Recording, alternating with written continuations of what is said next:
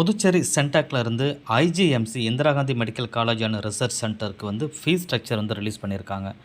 Last year என்ன fees structure இருந்தோ கிட்டத்தட்ட அதில் சின்ன சின்ன சேஞ்சஸ் இருக்கிற மாதிரி தெரியுது. பட் இருந்தாலுமே இந்த வீடியோவில் அந்த ஃபீஸ் ஸ்ட்ரக்சர் என்ன அப்படின்றத டீட்டெயிலாக நம்ம பார்க்கலாம்.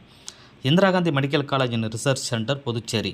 ஸோ இது ஒரு கவர்மெண்ட் மெடிக்கல் காலேஜ். புதுச்சேரியில் இருக்கிற புதுச்சேரியில் இருக்கிற ஒரே ஒரு கவர்மெண்ட் மெடிக்கல் காலேஜ் அப்படின்றதும் இதுதான். யூஜி எம்பிபிஎஸ் கோர்ஸுக்கு ஃபீஸ் ஸ்ட்ரக்சர் வந்து ரிலீஸ் பண்ணியிருக்காங்க. நம்பர் ஆஃப் சீட்ஸ் வந்து டோட்டலாக எம்பிபிஎஸ்க்கு 180 சீட் இருக்குது.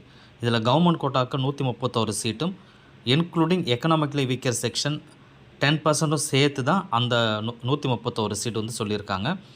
அதே போல் any other unfilled seat from other quota will be filled union territory of Puducherry. So other கோட்டாவில் அன்ஃபில்டு சீட் ஏதாவது இருந்ததுன்னு சொன்னால் அதுக்கப்புறம் அதுவுமே யூனியன் டெரிட்டரி புதுச்சேரி ஸ்டூடெண்ட்டுக்கு கொடுக்குறதா சொல்கிறாங்க. என்ஆர்ஐ வந்து ஒரு 22 சீட்டும் ஆல் இண்டியா கோட்டாவுக்கு ஒரு 27 சீட் இருக்குது. இந்த ஆல் இண்டியா கோட்டான்றது அதர் ஸ்டேட்டில் வரும். அதர் ஸ்டேட்டில் அவங்களுமே வந்து பார்ட்டிசிபேட் பண்ண முடியும். ஸோ இப்போ ரெண்டாவது வந்து பார்த்திங்கன்னா இதில் டியூஷன் ஃபீஸ் அப்படின்றது கிடையாது. ஆனால் ஏன்னா கவர்மெண்ட்டுடைய காலேஜ் அப்படின்னு சொல்கிறதுனால டியூஷன் ஃபீஸ் அப்படின்றது கிடையாது. காஷன் டெபாசிட் ஒரு 20,000 இருக்குது. இது வந்து ரீஃபண்டபிள். சரிங்களா? ஒரிஜினல் உங்களை கட்டினது ஒரிஜினல் செலானை நீங்கள் ப்ரொடியூஸ் பண்ணணும், அப்போ ரீஃபண்ட் பண்ணுவாங்க. அட்மிஷன் ஃபீஸ் ஒரு ஒன் டைம் ஒன்லி. இது வந்து 50,000. அகடமிக் ஃபீஸ் வந்து ஒரு 22,000 சொல்கிறாங்க.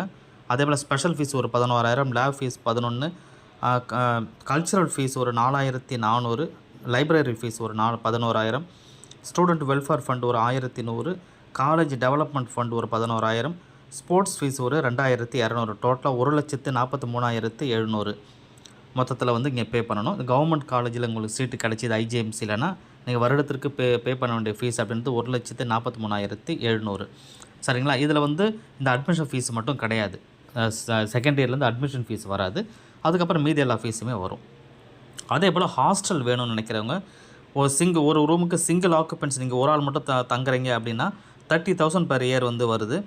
இதில் வந்து attach bath subject to availability அது நீங்கள் பார்த்துக்கணும். For single occupancy double room ஒரே ஒரு டபுள் ரூமில் சிங்கிள் ஆக்குபென்சி வந்து 25,000 பர் ஹெட்டுக்கு பண்ணணும். பாத்ரூம் வந்து நான் அட்டாச்சு அப்படின்னு சொல்கிறாங்க. அதே போல் each occupant double room 12,500 per ஹெட்டுக்கு.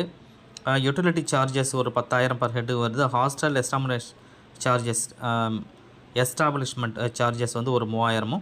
Hostel student welfare fund ஒரு 1,000 பர் ஹெட்டுக்கு வந்து வாங்குறாங்க. சரி, ஹாஸ்டல் ஃபீஸ் இது அட் த டைம் அட்மிஷன் இந்த ஹாஸ்டலில் நீங்கள் அட்மிஷன் ஆகும்போது மட்டும் நீங்கள் கட்டினா போதும். கவுன்சிலிங் டைமில் அது கட்ட வேண்டிய அவசியம் கிடையாது.